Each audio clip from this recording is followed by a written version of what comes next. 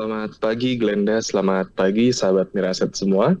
Hari ini saya akan membawakan tentang perusahaan di sektor consumer retail, yaitu MIDI Utama Indonesia dengan ticker MIDI. Mungkin bisa langsung kita mulai. Ya, jadi kemarin setelah adanya earnings buat quarter 3, kita melihat pertumbuhan untuk MIDI itu masih sesuai dengan management guidance yang mereka revise di first half 2024. Mereka menyebutkan bahwa untuk third Q kemarin mencatatkan 4,9 triliun pendapatannya, kenaikan 14,6%, serta untuk 9 bulan kumulatif dia mencatatkan 14,7 triliun atau kenaikan 13,6%. Hal ini didorong memang dari tiap segmennya, dari food segmen, fresh food segmen, dan juga dari non-food segmen. Ini pertumbuhan ini didorong kebanyakan dari luar Jawa, luar Pulau Jawa, yaitu yang kontribusinya sekitar 40,9% dari total penjualan mereka. Penjualan ini di luar Pulau Jawa bertumbuh sekitar 16,9% secara tahunan. Secara untuk di Jabodetabek area itu mencatatkan pertumbuhan 11,2%. Kita melihat memang pertumbuhan pendapatan ini didorong karena adanya aktivitas ekonomi di luar Jawa yang lebih masif lagi, seperti di daerah Sulawesi dan daerah-daerah timur lainnya. Kemudian kalau misalnya kita ngelihat dari margin-marginnya sendiri, itu MIDI mencatatkan kenaikan margin dari tiap segmennya, yaitu di food, fresh food, dan juga di non-food.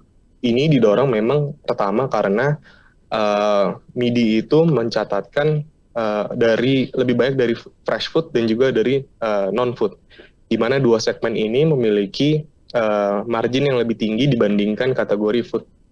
Ini mendorong untuk si MIDI mendapatkan gross profit margin seperti yang di chart kanan bawah, itu lebih tinggi dibandingkan periode yang sama di tahun lalu.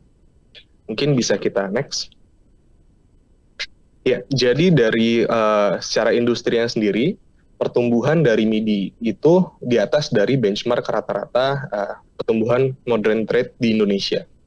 Jadi di modern trade Indonesia itu mereka mencatatkan pertumbuhan sekitar 6,3%, sedangkan Indonesia di 4,1%.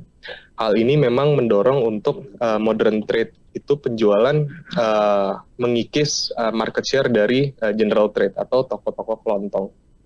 Kemudian kita juga melihat bahwa total pembelian itu masih di kontribusi paling besar dari daerah-daerah Jakarta dan juga daerah-daerah Pulau Jawa.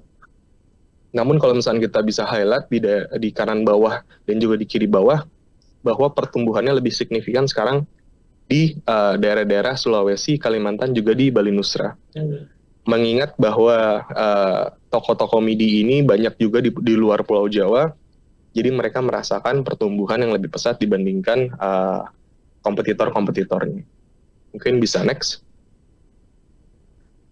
Kemudian kita juga memberikan update ada dari inisiatifnya MIDI. Mereka ini namanya Jadi atau Jajan di Alfa MIDI, yaitu mengubah beberapa fresh food lainnya yang mereka lihat bisa memberikan margin lebih tinggi. Jadi mereka memberikan whole fruit, cut fruit, dan juga di bottle fruit.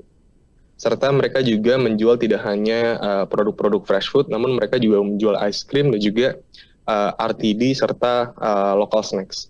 Ini mendorong MIDI untuk memberikan margin yang lebih tinggi.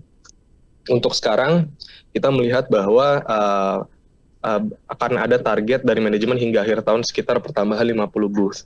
Ini juga biasanya akan menggantikan dari toko Lawson store in store yang ada di dalam Alfa MIDI. Mengingat dari menggunakan Jadi juga bahwa Jadi ini employee-nya masih menggunakan employee dari Alfa MIDI. Jadi tidak ada pertambahan employee untuk mengoperasikan inisiatif Jadi.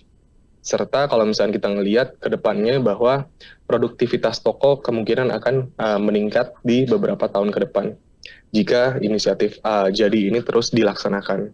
Serta kemudian kita melihat dari Lawson yang selalu kita lihat sudah mulai tutup beberapa untuk mengurangi operational expense dari MIDI, karena beberapa dari toko Lawson ini mengalami pertumbuhan yang minus, yaitu sekitar 20-an%. Maka dari itu, manajemen melihat bahwa penutupan Lawson dan menggantikan dengan jadi menjadi hal yang baik untuk MIDI. Mungkin bisa kita next. Ya, jadi untuk MIDI sendiri kita melihat bahwa harganya itu di bawah dari yang kita perkirakan. Sekarang masih undemanding dan sekarang tradingnya sekitar 0,5 kali dari rata-rata 5 tahunnya. Kita masih melihat bahwa pertumbuhan MIDI ini masih bisa sangat tinggi. Sekarang di PE yang di kisaran 20 dan ini 23,8 forward, dan kita melihat bahwa untuk kedepannya MIDI masih dapat sustain dalam pertumbuhannya, tidak hanya dari pertambahan toko namun dari pertambahan SSSG. Kita melihat dengan kondisi MIDI sekarang kita masih memaintain rekomendasi buy dengan target price 540. Mungkin sekian dari saya, terima kasih.